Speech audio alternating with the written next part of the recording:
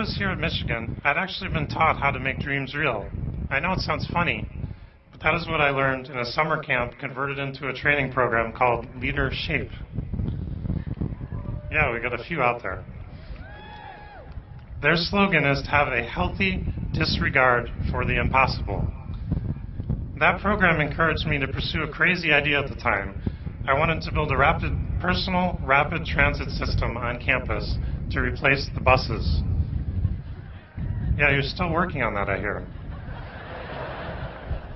It was a futuristic way of solving our transportation problem.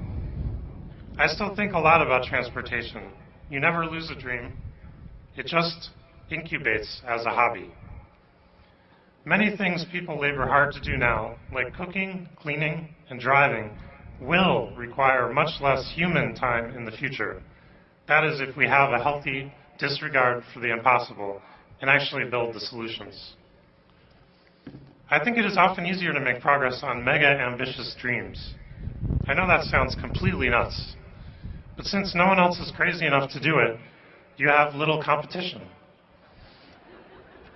In fact, there are so few people this crazy that I feel like I know them all by first name. They all travel as if they are pack dogs, and they stick to each other like glue. The best people want to work on the big challenges. That is what happened with Google. Our mission is to organize the world's information and make it universally accessible and useful. How can that not get you excited? We almost didn't start Google, actually, because my co-founder Sergey and I were too worried about dropping out of the PhD program. None of you have that issue, it seems. You are probably on the right track if you feel like a sidewalk worm during a rainstorm. That is about how we felt after we maxed out 3 credit cards buying hard disks off the back of a truck. That was actually the first hardware for Google.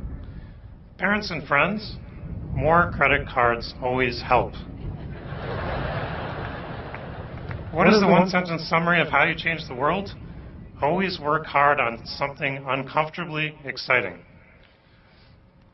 As a PhD student, I actually had 3 projects I wanted to work on. Thank goodness my advisor said, why don't you work on the web for a while? He gave me some seriously good advice because the web was growing with people and activity, even in 1995. Technology, and especially the internet, can really help you be lazy. Lazy?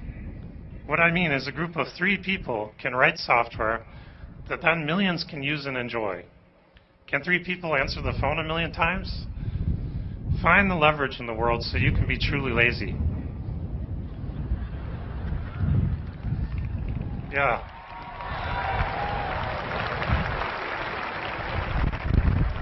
Overall, I know it seems like the world is crumbling out there. It's actually a great time in your life to get a little crazy, follow your curiosity, and be ambitious about it. Don't give up on your dream. The world needs you all. So here's my final story. On a day like today, you might feel exhilarated, like you've been just shot out of a cannon at the circus, and even invincible. Don't ever forget that incredible feeling. But also, always remember that the moments we have with friends and family, the chances we have to do things that might make a big difference in the world, or even to make a small difference to the ones we love, all those wonderful chances that life gives us, life also takes away. It can happen fast and a whole lot sooner than you think. In late March 1996, soon as after I had moved to Stanford for grad school, my dad had difficulty breathing and drove to the hospital. 2 months later, he died. I was completely devastated. Many years later, after a startup, after falling in love, and after so many of life's adventures, I found myself thinking about my dad. Lucy and I were far away in a steaming hot village, walking through narrow streets. There are wonderfully friendly people everywhere, but it was a desperately poor place. People used the bathroom inside, and it flowed out into the open gutter and straight into the river. We touched a boy with a limp leg, the results of paralysis from polio. Lucy and I were in rural India, one of the few places where polio still exists. Polio is transmitted fecal to oral, usually through filthy water. Well, my dad had polio. He went on a trip to Tennessee in the first grade, and he caught it. He was hospitalized for 2 months and had to be transported by military DC-3 back home, his first flight. My dad wrote, "Then I had to stay in bed for over a year before I started back to school." That is actually a quote from his 5th grade autobiography.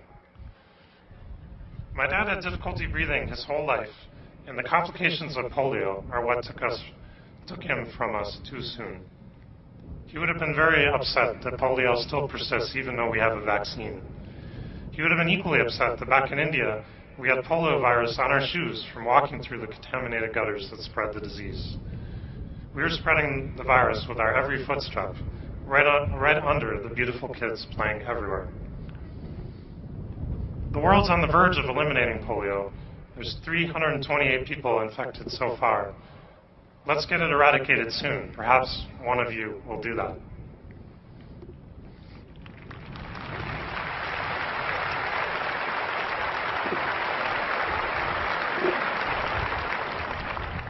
My dad was valedictorian of the Flint Mandeville High School class of 1956 of about 90 kids. I happened across his graduating speech recently, and it blew me away. 53 years ago, my dad said, "We are entering a changing world, one of automation and employment change, where education is an economic necessity. We will have increased periods of time to do as we wish, as our work week and our retirement age continue to decline." We wish that were true. "We shall take part in or witness developments in science, medicine, and industry that we can only dream of today. It is said the future of any nation can be determined by the care and preparation given its youth. If all the youths of America were as fortunate in securing an education as we have been, then the future of the United States would be even more bright than it is today." If my dad were alive today, the thing I think he would be most happy about is that Lucy and I have a baby in the hopper. Yeah. Let's cheer Lucy. I think he would have been annoyed that I hadn't gotten my PhD yet. Thanks, Michigan.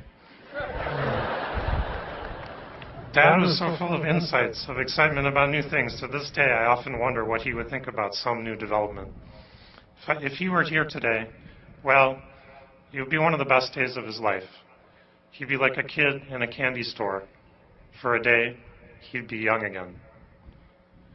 Many of us are fortunate enough to be here with family.